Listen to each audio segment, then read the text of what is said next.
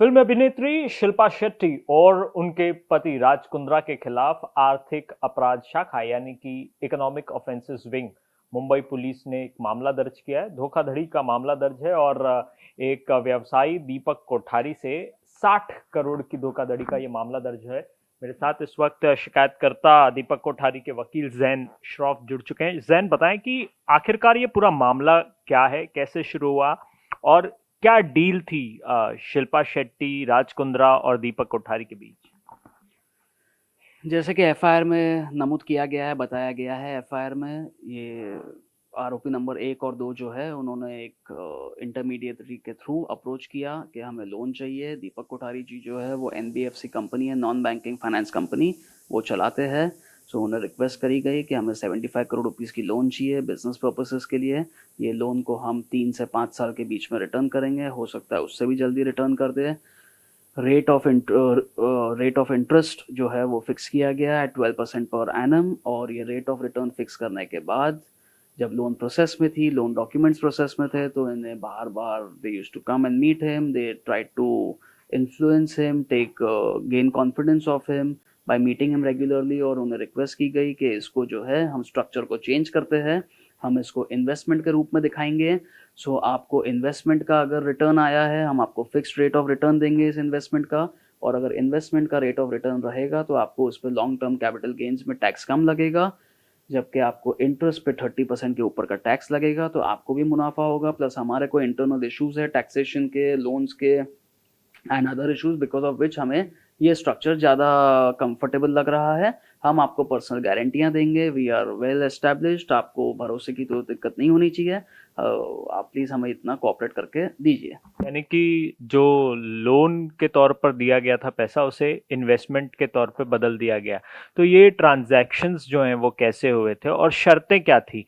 किन शर्तों पे जो है क्या कहते हैं, अपना इन्वेस्टमेंट जो है वो किया गया था? कोई एग्रीमेंट किया गया था क्या, किस आधार पर जो है वो पैसे उनको मिलने थे, और इनमें से कितना पैसा जो है वो शिल्पा या राजकुंद्रा के पास पहुंचा? So you see, you have a three fold question. पहली बात, ये ट्रांजैक्शन कैसे हुए थे? एवरी सिंगल रुपी, हर एक आने पैसे का पैसा जो है हमारे बैंक अकाउंट से उस कंपनी के बैंक अकाउंट में गया हुआ है। इसकी पूरी डिटेल एफआईआर में भी दी गई है। और ये पूरा पैसा जो है उनके कंट्रोल्ड कंपनी के बैंक अकाउंट में गया है। Bank to bank transaction? Completely bank to bank transaction, not a rupee otherwise. इसके अलावा अगर बताएं कि और पैसे। जहाँ तक आपका सेकंड एंड थर्ड पहलू था कि whether is documented, yes definitely एक शेयर सब्सक्रिप्शन अग्रीमेंट बना था, फिर एक सप्लीमेंट्री शेयर सब्सक्रिप्शन अग्रीमेंट बना था, और एक लेटर लिया गया था उनसे पर्सनल गारंटी का। और तीसरा पहलू जो था आपका सवाल का, वेदर ये सारा लिखा हुआ है, यस ये सारा लिखा हुआ है अग्रीमेंट में कि इतने रुपए इन्वेस्ट करिए और ये इन्वेस्टमेंट जो है रिटर्न किया जाएगा। जब रिटर्न किया जाएगा तो इनिशियल इन्वेस्टमेंट अमाउंट प्लस उस पर 12% के हिसाब से, 12% के हिसाब से एनुअल रिटर्न को जोड़कर अमाउंट आपको रिटर्न किया जाएगा जिस भी डेट पर रिटर्न किया जाएगा। लेकिन कंपनी जो है वो राज कुंद्रा के नाम पर थी या शिल्पा शेट्टी के नाम पर थी? कैसे शिल्पा शेट्टी इसमें आरोपी बनाई गई? From what I believe she is a shareholder, she was a shareholder. Director तो वो डेफिनेटली थे, और she is a signatory to all the documents. इसके अलावा और no allegation is in the air. उनके डॉक्यूमेंट है, उनका लेटर है, उनकी साइन है, और सारा कुछ उनका इन्वॉल्वमेंट जो है इसमें पेपर पर है। ये कोई allegation is not in the air, it's not a he said she said allegation. तो यानी कि दोनों बराबर के हिस्सेदार हैं उस कंपनी के, जिस कंपनी को आप लोगों ने इन्वेस्ट किया या जो शेयर में बदले गए? कौन कितना परसेंट हिस्सेदार है वो मुझे ऑफ हैंड याद नहीं है, वो रिकॉर्ड में लिखा हुआ है। बट डेफिनेटली शिल्पा शेट्टी आरोपी number 1 was also an owner and a director. आरोपी नंबर 2 का भी क्या रिलेशन था कंपनी से, सारा कुछ उसमें डॉक्यूमेंट में लेकिन दिया। अप्रोच कैसे किया गया, कैसे आप लोग अप्रोच हुए? To say very candidly, both are residents of Juhu. एक कॉमन अक्वेंटेंस के थ्रू मिले। Deepak ji is also a very well known industrialist in the city. तो क्या शिल्पा ने खुद बात की थी उस दौरान दीपक कोठारी से? यस एब्सोल्युटली, खुद बात करी थी, खुद मुलाकात करी थी मल्टीपल टाइम्स, खुद ने सारा साइन करके दिया हुआ है। यानी कि उनकी गारंटी पे ये सारा ट्रांजैक्शन हुआ है? Yes absolutely. एक बात बताएं कि ये मामला निश्चित रूप से बहुत गंभीर है। इतना वक्त क्यों लग गया? ऐसी जानकारी प्राप्त हो रही है कि साल भर के पहले आप लोगों ने शिकायत की थी, लेकिन इतना वक्त लग गया एफआईआर दर्ज होने में। जैसे दीपक जी हमेशा कहते हैं, अनफॉर्चुनेटली वो एक ऑरा और सेलिब्रिटी स्टेटस में और उस स्टेटस ऑफ द सोसाइटी के वजह से इसमें फंसे इस मामले में। और फंसने के बाद उन्हें डेफिनेटली काफ़ी टाइम लगा, क्योंकि जांच एजेंसी ने भी because of the aura of the accused and the celebrity status of the accused, उन्होंने डिटेल्ड जांच की, कंप्लेनेंट को कटघरे में खड़ा किया हर रुपया प्रूफ करने के लिए, और फिर डिटेल्ड जांच करके जब उन्हें कोई और पर्याय नहीं था but to follow the course of law, तब ये एफआईआर लिया गया एज पर लॉ।